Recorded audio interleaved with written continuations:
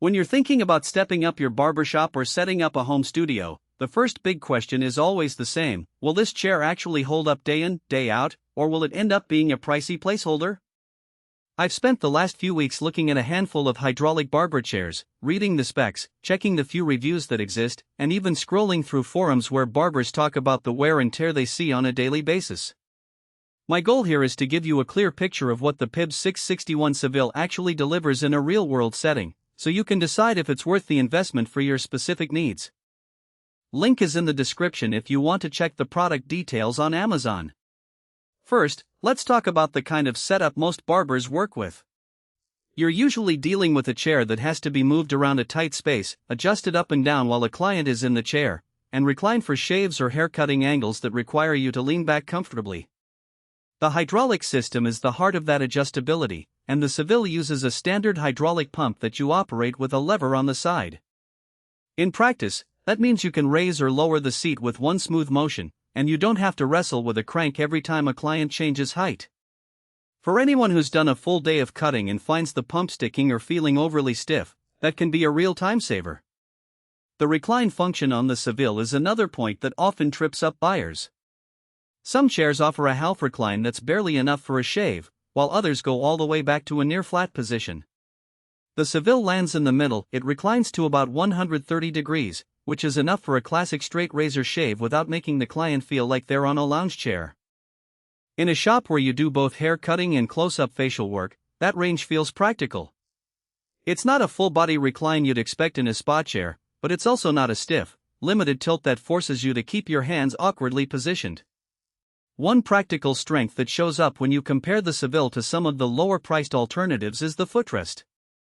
The footrest on this model is a separate swing-out piece that locks into place when you lower the chair, and it can be adjusted for taller or shorter clients. I've seen cheaper chairs where the footrest is just a thin metal bar that slides under the seat, and after a few weeks it starts to wobble. The Seville's footrest feels solid, and the lock-in mechanism doesn't give way even when a client shifts their weight. If you do a lot of shaves or work with clients who sit for longer periods, that extra stability can reduce fatigue on both ends. Now, let's address the hidden trade-offs. The Seville's upholstery is a synthetic leather that looks polished in the showroom photos, but the real test is how it handles spills, hair products, and the occasional sharp clipper blade.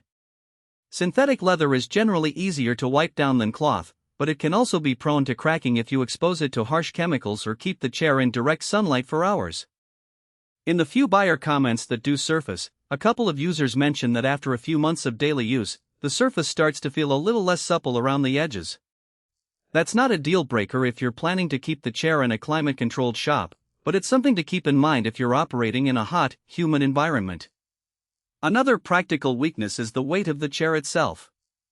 The Seville isn't the lightest on the market. The hydraulic base and reinforced frame add up to a solid piece of furniture. Moving it from one room to another requires at least two people, which is fine if you have a permanent setup, but it could be a hassle if you frequently rearrange your layout or need to transport the chair to a pop-up location. Some competitors shave a few pounds by using a lighter steel frame, but they sometimes sacrifice the sturdiness that keeps the hydraulic system aligned over time. Who should buy the Pibbs 661 Seville?